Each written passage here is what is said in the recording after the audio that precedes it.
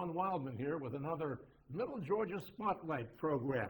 Our special guest is Weston Stroud. He's a transit planner for the Macon Transit Authority. But that's not the main reason you're here, is it? No, sir. The main reason I'm here is to talk about Greenwood Bottom and, more importantly, Roxy Park. What is Greenwood Bottom? So Greenwood Bottom is a historically black neighborhood that was considered the economic hub of Macon back when we were segregated. So what that encapsulates is from Oglethorpe Street over to Edgewood Street in downtown Macon, from 2nd Street down to MLK. And so that's what I've been told historically was considered Greenwood Bottom, which was the economic hub of black Macon. That was along Old Broadway, now Martin Luther King Jr. Boulevard. Absolutely. And in the middle of Greenwood Bottom was the Roxy Theater. Yes, sir. Yes, sir. That was the staple of Greenwood Bottom. The Roxy Theater is where a lot of the historic characters that we've come to love here in Macon got their start there, from Otis Redding to Little Richard to James Brown. They all got their start at the teen talent shows at the Roxy Theater. A place like that was usually about the only place they could play. Of course, there was the Douglas. We all know about the Douglas, right. But a lot of folks haven't heard about the Roxy. Right. The Roxy, it was only open for about 10 years. It was a short span. It was actually owned by a Jewish man out of New York, and he created that for the black community to have a place to congregate. And so they used to have a lot of movies there, as well as the teen talent shows. And people have even told me about how the Fisco company this little token that they had in the bottom of the flour bags that they would use to go see like films and to go to different like events that they would have there. And so the history of the Roxy and Macon, and especially Macon youth culture, it was huge because it was a place. It was kind of the more rough area, or more, I guess, rough venue than say the Douglas, which was a nice, more astute place. Or the Grand Opera House. Or of course, the Grand Opera House. And so the Roxy was where like teens would go, and that was the safe space for teens back in the day where they could show off their talent and really find a way to be great. Back in the 50s and prior to that, black residents of Macon lived in strict communities pretty much. Absolutely. Like when we think about the history of America and redlining and segregation, it created these two parallel economies. And though there's some negative things that are associated with that time, a lot of the good that comes from that are these two different cultures that are building and brewing up. And so these communities where everyone was predominantly black, they had their own economic system, their own culture and livelihood to it. That once our cultures begin to mix and everyone began to see the value of integration, it helped it grow. But that history is important, and that time is huge for American culture. So they had pretty much everything they needed for day-to-day life. Right. And so when you find yourself shopping in a community that looks like you, performing for an audience that looks like you, then the vernacular that you use is for the audience that you're performing for. And so from that, you have, just thinking about the two parallel economies, you have vaudeville theater was a whole form of theatrics that was catered towards just black audiences in the late 1800s. And as you move into the 1920s and the early 20th century, you still have this black entertainment that's happening and making and across America, where these two worlds are taking place. And in one world there's the blues and jazz that's coming up, and then you have the more formal arts and white Americans. So these two economies, these two Americas are happening, and it's now being able to see and look back on it. It's a beautiful thing to understand that history and to appreciate how far we've come. Now, young man like you, why should you care about the 50s and 40s and 30s? Because to me, there's a lot of tension that was happening in those times, but during those times, there's some of the beginnings of where you see the unity of America, where you see labor unions, where you see that color barrier just begin to fall. And you can't really you can't have a perspective on where you're going to go if you don't know anything about your past and your history. And so learning about the history that has happened here in Macon, knowing about these great figures like Lena Horne, who grew up in Macon, and she actually attended church at Turner AME in Greenwood Bottom. Knowing that someone who's like the female version of Frank Sinatra was here in Macon, or knowing that Elijah Muhammad was here in Macon. Like these characters, these people, they're huge globally. They're bigger than even what we recognize here. And a lot of them find their roots. Henry McNeil Turner. These people find their roots and have stories that are linked back to Macon. And so the more that we learn about our history, then we can appreciate our future together. That period of time when the Roxy was operating, Absolutely. the two communities were coming together musically. Right. This is historical stuff we're talking about. Right, right. And even when you look at now, they talk about Jimmy Carter and what music meant for his presidency and how that helped provide the platform for him to win and to really change the culture and to acknowledge the culture. And we're talking about the President of the United States, and Macon, Georgia, the Allman Brothers were huge with him. And so when we think about where, and now off of this election, we see the importance of places like Macon and what we mean to the culture and to the history of the United States. And so it's just so important to know how music can create a synergy that brings people together, how it can begin to tell the stories, where it makes it easier to have a conversation about the stories of people that don't look like you when it comes in a different format. So maybe it's music, maybe it's a poem, maybe it's some other art form, maybe it's a painting. But being able to use art as a vehicle for conversation, it has to happen again, and it has to be something that we talk about and something that we use. And so that's what this whole Roxy Park project was intended. We've already built a stage out there behind the only standing black business from the Greenwood Bottom area, which is Harrelson Sons Barbershop. And that's going to be a platform for the various artists to perform here. Because today, our new rock stars making our rappers. You know, rappers are the new rock stars. These are the people who are selling out arenas. These are the people who have the highest streams, some of the highest streams online. And so how we can begin to marry our past with our future and start creating the new platforms for these young up-and-coming artists who are going in on SoundCloud or figuring out ways to be on iTunes. My love of music is what gave me the confidence to do a lot of things in life. These rap stars are unknown to people like me, Yeah. but at one time, Little Richard and James Brown and Otis Redding were only known to the black community. Wow. See, I'm aware. You're aware, and see, that's where we can have real conversations, and we can progress, because it's okay. A lot of Macon currently is in love with the rock and blues history of Macon, and that's a beautiful thing. But right now, a lot of our youth are more into hip hop, and that's a different audience, right? And so those are two different, just like back in the day. And so how do we show the two that there is a similarity? Where do we show the two that, listen, we can appreciate both?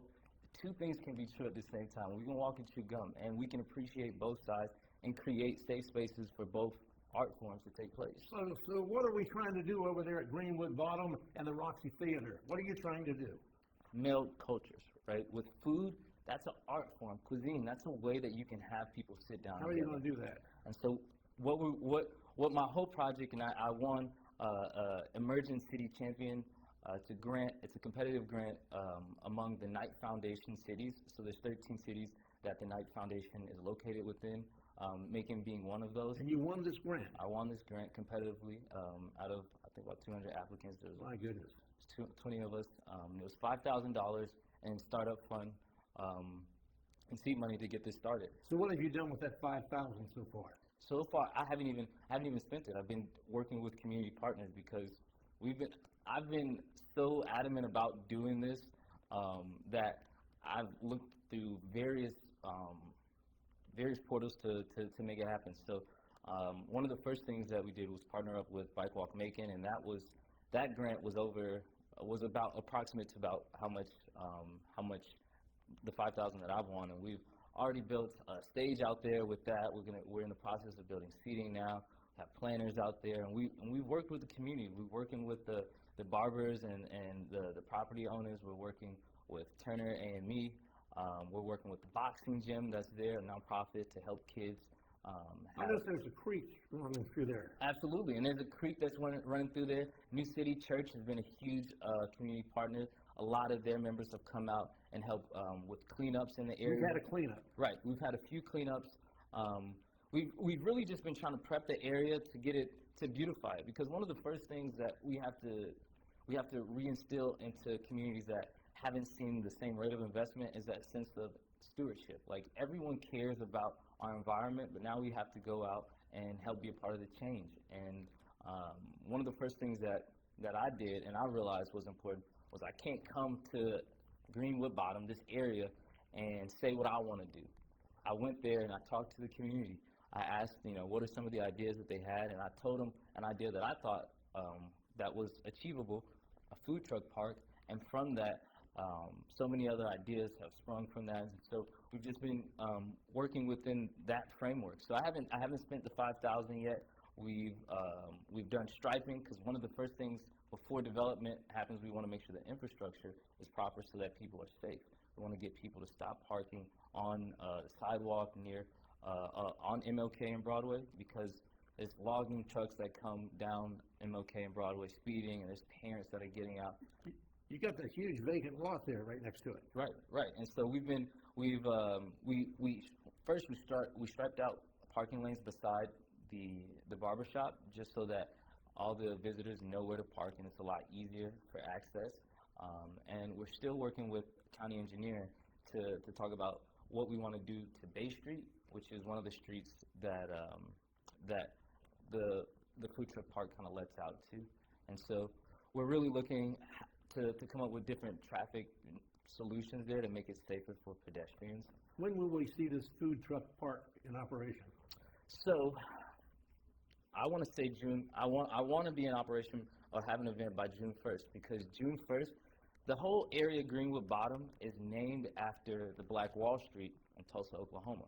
So that street was actually on Greenwood Street, and so that 100-year anniversary of the bombing of Tulsa, Oklahoma, and that whole race riot will be May 31st through June 1st is when that happened, and so that's the 100-year anniversary. So I'd like to have an event where we come together, we talk, we bring history, and a sense of newness and a sense of pride in our area to the forefront. Coming soon to a theater, the Roxy, near you. Near you. Yes, sir. How will you go about getting the help you need and the additional money you need? So contributions? Contributions are great. I've been working with a lot of different community partners to kind of figure out how we can approach this. So Fathers Among Men, it's a nonprofit here in town who they do a lot of good work with young men and teaching them, the skills that they need to be successful in life. And so with them, we're just partnering up with different project ideas. So seating, right, as an example. We want to come up with just low-cost ways that we can provide seating and also provide an activity for the students to do. And so this summer is really going to be the time when we start looking at how people can get more involved. Coming off of pandemic and trying to deal with what's the safest precautions to get started. We're just coming up with different solutions. And so if people want to donate, they can donate. But one of the best things that people can do is just sweat equity, come out there and help, And you'll be letting folks know from time to time, cleanups and other projects. What's it like inside that building these days? I still haven't been able to get in there. Who owns it? The Church of Jesus Christ. They own the building, and I've been able to talk to the groundskeeper there a little bit, and they have someone who prospectively is looking at buying the land, but they're still trying to decide what they want to do with it, and so until they come to a decision. But all of your activities are basically on the outside of it. It's just kind of a catalyst for what you're wanting to do. Exactly. It's a dog whistle to those generations before that know about history, because what we have to do and be intentional is merging the gap between the youth and our and our elder Americans, because we have to figure out how we can learn from different age groups, how we can have conversations, how we can build a better community together. And so I really wanted to focus on the Roxy and name it Roxy Park, even though it's not going to be focused on the building, because I want people to know about the history of that area and of that space, because our history is important. And we know that development's happening downtown. We know that Mercer's growing. And so we got to make sure that we know our history here and we know what's happening here. Well, I've been over that neighborhood. There's a lot of it that's not there anymore. Right, absolutely. It used to be the farmer's market used to be down there. Exactly. That was another, and even in that entire area, there was a lot of different community, like Morris Cohen. He was a property owner down there and business owner, and he was a Jewish American, and he had a lot of influence in the area. And talking to some of the residents and some of the people that still go to church at Turner, they tell me about just how diverse the community was during the daytime. And then at night, it was a majority African American community that lived there. But during the daytime, it was integrated. There was overlap. There were people, it was a common place where everyone kind of communes. And so bringing that same sense of a place back while also acknowledging the history of the entire area, I think that's important. So we have a lot of events to look forward to coming up in this year, 2021. Yes, sir. The instant that you first got involved, what got you thinking about this in particular? So I was running for office for county commissioner in that area. This past year? Yeah, this past year. I was running for District 2 county commissioner. And during the process, you go meet different organizations, different institutions. And so I met Turner AME and I got the chance to speak there. And from that, this history lesson with George Crawley, he's been someone who's been instrumental in teaching me about what's happened to the area, what's been happening, how the community is feeling. And so having someone who just could give me all of this information, I started to go to the barber shop that was in the area. During the pandemic, I needed to get my hair cut, and there were no barbers. And so the barbers, you had to, go online and do something. And so a barber who I found actually worked at that barbershop too, Christian Brown. And he's actually a boxer at the nonprofit, at the gym that's right beside there, Champions Gym. So it was just, divine intervention where I just meet all these people in a time where everything is in flux and we're first trying to figure it out. This was like early March. And once I met the community members, I fell in love with the community, and it just blossomed from there. And so even after the election, after I lost, I didn't want to make promises that I couldn't keep, and I didn't want to say I'm going to do something and then disappear. And so this is really just me following through on the same things I ran on. I talked about pedestrian safety. I'm a board member with Bike Walk Macon, and so that's why the first things that we addressed was parking and tried to look at that. And having someone like Rachel Holler, who runs the Bike Walk Macon, and Corin Young, who also hosted the Storytellers having these types of community partners and being intentional with the promises and the things that you say and following through on it, that's really the reason why I'm doing it, because these people, we've had conversations, these people told me what they wanted to see and what needed to happen, and I've, being someone who works in local government, I know how the process works, and so I felt the need to follow through, and so that's what this is. What sparked your interest in running for the bid commission? So when I was 24, 23. At 23, I was like, people were saying that Larry Schlesinger, who was the current seat holder, or was the seat holder at the time, he was going to run for mayor, and so I live in District 2. I work in I live on the east side. I work on the south side at Macon Transit Authority's administrative office, and so I'm really, and I go out downtown, so I'm really invested in District 2. Like, my whole life revolves in District 2. So when I saw that the opportunity was there to run, and my mom is a judge here, so I've been around politics, and before that she's a federal prosecutor. So I've always had a love for law, and I went to school for environmental policy, and so one of the things that we learned in school was that the best thing you can do is to start at home if you want to change the environment. We can talk about, air pollution and burning in the forest, burning in the Amazon, which are all important. But how do you start locally? All of this, if you're going to have an environmental movement, it first started with rivers being on fire in Pennsylvania to then spark, the Clean Water Act. So, like, if you're going to have a real movement, you got to start locally. And so I came back home to start trying to change the environment and land use policy. When we talk about segregation and redlining and what that meant, transportation and housing have been the ways that our communities have been affected the most. And so knowing that, working in planning and zoning, and seeing what land use planning looks like here locally, and then being a part of the 20-year plan, the long-range transportation plan, the short-range transportation improvement plan, and seeing all that, I realized that in order to really make the change that I'm trying to see and that I want to happen in the community, and have a bigger platform and voice, and I thought that, the best way to do it was to run. 2020 was a difficult year to campaign in, wasn't it? It was very difficult, and the thing is, when COVID hit America, I actually was in Seattle in early March when it was like at its worst, and that was like a hot spot for it. So coming back to Macon and seeing kind of how the precautions that were being put into place there, and then coming back to Macon and seeing how things were going, no one really knew how to react to it. No one, even people who have been in politics for a long time, they didn't know how to pivot. Everyone's trying to figure out what that pivot looks like in 2020, and it was tough. There's no way around it. It was tough. Will you try to do it again? Run for office? Yeah. It's definitely not the end of Weston Stroud, but right now I just want to show the community that I can be effective over like a few things, and then once this is up and going and people can see that it's someone you can trust in and someone that is really about the business, then do it. Now, transit planning. Yeah. What's involved in that?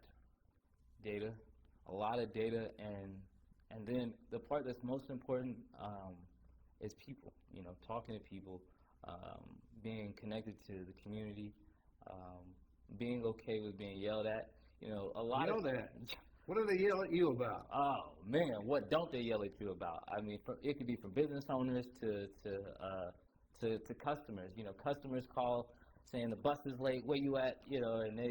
And they'll chew your ear off, and you have to be a punching bag sometimes. And sometimes people just need to be heard. And then even when it comes down to like medical emergencies, one of our paratransit driver, she was helping one of the passengers get on the bus and died right there in her arms. So I mean, the different types, and this is all while I've been working at the Transit Authority. So it's to keep us. She had to deal with that, and so it's crazy. Just the amount of subjects that come across your desk working at the Transit Authority, but I couldn't choose a better career, couldn't choose better people to work with, and I love being able to give back to the community in this capacity. Is the transit system a must for a community? Depending on the size, and for most communities, yes, because even so for Macon, right, we have a fixed route. That's what they call the big buses. But for other communities, they have what you think about like the church buses, those size bus. And because of Macon being believe it or not, Macon is a city. A lot of people don't realize that, but Macon is a city. And we have certain amenities that you don't have in other counties around us. And one of those are like medical specialists. And so in other counties, they have, they're designated 5307s and our county is 5311. These simply speak towards the size of the population, and based on the size of the population, then depends on the transit need, right? And so the smaller counties outside of Macon, they have these paratransit-like buses that come into Macon to take people to maybe like a vein specialist or to maybe a cardiac specialist, or other, just needs and amenities that are located here. How does that work, the paratransit? So paratransit is much like Uber and Lyft, except you have to plan out your trip the day ahead, the day before. And so even so with that, having to plan that out, it's a little limiting, right? If for some customers, you have to, well, let me explain. For some customers, they have certain trips that, are recurring, like dialysis, and you can pre-plan those out, but a lot of customers, it may be a one-off where they need to go to the doctor, or maybe they need to go shopping, or maybe they want to just go hang out with friends. It wasn't until 1990 that people that had disabilities even had access to the rest of the world. Anything other than a taxi cab. Right. And, which is more expensive. Right, exactly. And having policy in place that that addresses their needs. So if you don't have policy in place that says that your public transportation has to have the capacity to carry wheelchairs, then your idea of someone's disability or what they may need is different than what someone actually needs. And so just having some type of I guess catch-all or something to protect the civil liberties of these individuals, that was so huge, and it was big on public transportation and how we design our systems, how we design our cities. Is there a cost to it? So yes, there is a cost to it. It's twice the price of fixed route, so it's $2.50. But you can go anywhere in Macon-Bibb County that's within a half a mile radius of a fixed route system. So the way that paratransit works is that it's a sister system to traditional buses, right? So wherever the bus goes, if the bus goes all the way down to Amazon, then paratransit can go to Amazon. There are people that ride paratransit. There are kids at the Academy of the Blind that have jobs that need access to the different places where they're hired. Seems like that would be a pretty popular service you got there. Exactly. Now the fixed buses and those routes, I see them go by all the time, and it doesn't seem to be a lot of people on them all the time. Could we do better at that? So that's one of the biggest things that. Now you're a planner. That's one of your jobs. Right. So one of the biggest issues, it's about those moments of swells, right? Because you drive around every day, one person and one car, which is way more inefficient than having a bus. Insurance. Right? Don't forget about the insurance. And insurance. Insurance. So just to think that each person in a single occupant vehicle is letting out some type of gas, spending money, all this stuff. So when we think about transit, the times we see people riding a bus, and there's hardly any, we don't really consider the times when people are out at 6 a.m. when the bus is packed and you have to take 2 buses to get to your final destination at 8. So by the time we usually see people, they're off. And so typically, you wouldn't expect to see a full bus towards the end of a line, right? Because people are getting on and off constantly. So you'll never see the swell of the amount of people that utilize the bus service until you see it at those peak hours where it's after work, before work, those split shift type of hours. So that's usually why people don't see it, because it's really early in the morning or really late at night. But it's about the times when there's 30 people that need to use this system, and imagine if we had to send 2 buses around, then you got to wait another 30 minutes for another bus. So it's just those high usage moments. Well, Weston, you have an interesting life, don't you? I keep pretty busy. Well, thank you for joining us on our Middle Georgia Spotlight, and all help with the Roxy Theater. Thank you. Thank you, folks, for joining us today. I'm Ron Wildman here at WMU.